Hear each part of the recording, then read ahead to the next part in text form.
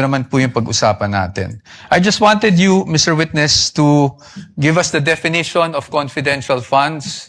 Diyan po sa circular na yan, under, I think it's page 2, item 3.7. Can you please read it for the record? Under 3.7, confidential fund refers to the lump sum amount provided as such in the GAA for NGAs, in appropriation ordinances for LGUs, and in the COBs for GOCCs for their confidential expenses. Salamat po, Mr. Witness. At pagdating po, nabasa niyo po yung word na lump sum. Ibig po sabihin nito, buong halaga? Buong amount? As opposed to having line items for expense? Tama po ba? Lump sum. Yes, Lump po. sum. Opo. At pag, based on your experience, pag ang pinag-uusapan po natin ay confidential funds, pagdating po sa pag-disburse nito, cash po ba ito? In the form of cash? What expense are you pertaining? Confidential funds in general. Cash po ba ito? Wala pong specific provision kung anong type po ng yung ibabayad. Okay.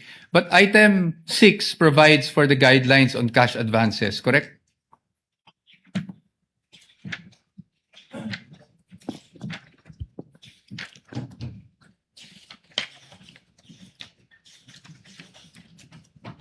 Based on this document po, yes po. Yes po. And I refer you now to item 6.1.2. Diyan po, sinasabi po ng provision na yan na ang maaari lang mag-avail ng cash advance pagdating sa confidential funds ay ang isang designated bonded special disbursing officer or SDO, or kung wala mang ganong designated SDO ay ang head of agency, correct? Yes po. At kanina po, sabi nyo, binasa nyo bawat pahina noong mga sinabite sa inyo ng DepEd at OVP for their liquidation reports. Tama po ba? Yes po. At you would be aware na ang STO po para po sa OVP ay si Ms. Gina Acosta. Tama po ba? Based on the documents submitted, yes po. Yes, thank you. At pagdating naman po sa DepEd, Mr. Witness, ang SDO po ay si Mr. Edward Fajarda. Tama po ba? Based on the documents submitted po, yes po. Yes. So based on that, tama rin po ba na sila ang maging payees ng mga cheque na inilabas ng DepEd para sa cash advance? Yes po. Tama po. At sila, tama rin po na silang nag-encash ng mga cheque dahil silang payee. Tama Yes po? Yes po. Yes. So they complied with 6.1.2, correct? What do you mean complied po? Complied with the requirements of 6.1.2 na ang SDO po ang kumuha ng cash advance at siya po nag-encash ng cheque. Your Honor, please misleading. That's not the only requirement in 6.1.1.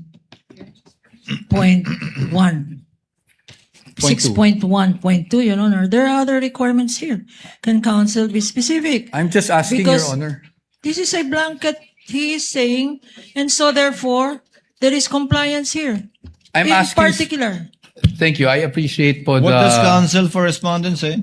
I appreciate naman po the objection of the good counsel. So I will be more specific. Tama po, nag-comply po na ang SDO ang payee sa cheque at ang SDO po ang nag-encash. Yun lang po. Just on that part.